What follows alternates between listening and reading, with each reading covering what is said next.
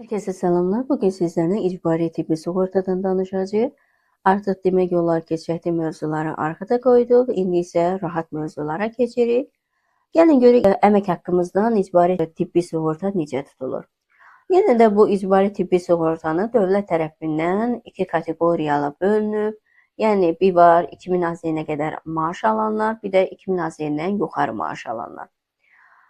Gəlin görək necə tutulacaq. İlk öncə baxaq 2500 AZN-ə qədər olan şəxslər, həmin şəxslərdən həm işçidən də, həm işə götürəndən də hər birinin 2% sığorta pulu tutur.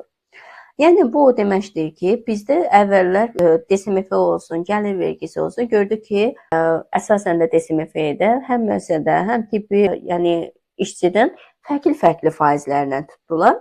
Amma icbari tibbi sığortada, işsizlik sığortasıdır. Bunlar hər ikisinə şamil edilir. İndi icbari tibbi sığortada baxsaq görürük ki, bunlar hər birinə 2% tutulur. Məsələn, deyək ki, bir şəxs 1000 manat maaş alırsa, onun 2%-ni icbari tibbi sığortaya ödəyəcək. Yəni, bunun da 2% o deməkdir ki, demək 20 manata artıq icbari tibbi sığortaya getdi. Və bu həmçinin də şirkət üçün də keçərlidir. Yəni, əgər bir müəssisə 1000 AZN kiməsə maaş verirsə, elə onun 2%-ni də icbari tibbi sığortaya verməlidir. Yəni, 20 AZN-in. Və sonra gəlir indi 2500 AZN-dən yuxarı alan maaşlar. Artıq belə bir şey var ki, icbari tibbi sığortada. Az maaş alsan, çox faiz verirsən, yəni maksimum 2% də. Amma yuxarı maaş alanda artıq sən faizin düşür. Yəni 0,5%. Amma necə düşür? İndi gəlin baxaq. Yenə də dövlət deyir ki, əgər 2500 AZN-dən yuxarı maaş alırsansa, fərqi yoxdur, işçi olsun, işə götürən olsun. Deyir ki, mən səndən elə bir, həmin o alacağım maaşın hamısını 0,5%-nə hesablamayacağam.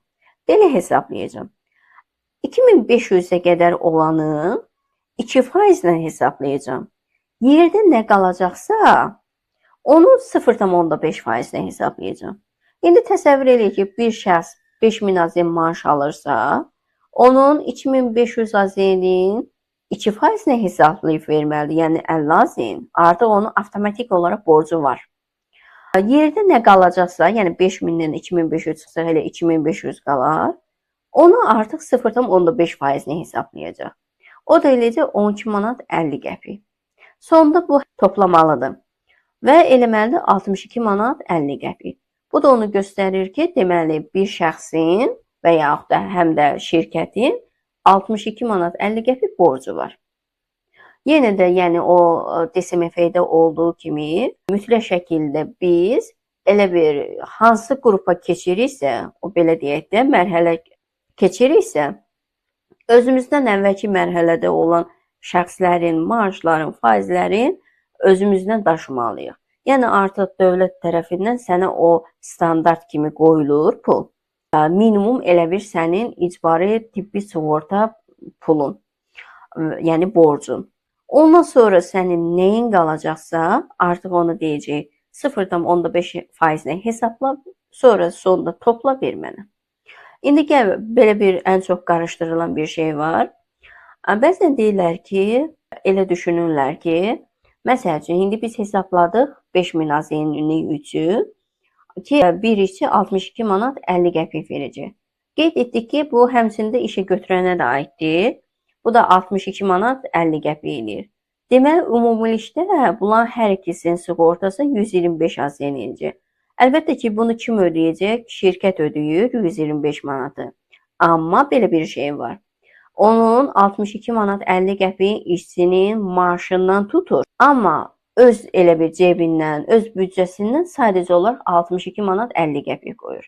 Demək, biz deyə bilmərik ki, şirkət bizim əvəzimizdə 125 manat ödəyir. Yox. Əslində şirkətin əlavə xərci 62 manat 50 qəpikdir. O 62 manat 50 qəpiyin artıq işçidən tutdu. Bəzən bunu qarışdırırlar. Bu nüansa çox diqqət etmək lazımdır. Deməli, sonda yekunlaşdırsaq, deyə bilərik ki, həm bizim maaşımızdan tutulur, həm də işə götürəndən.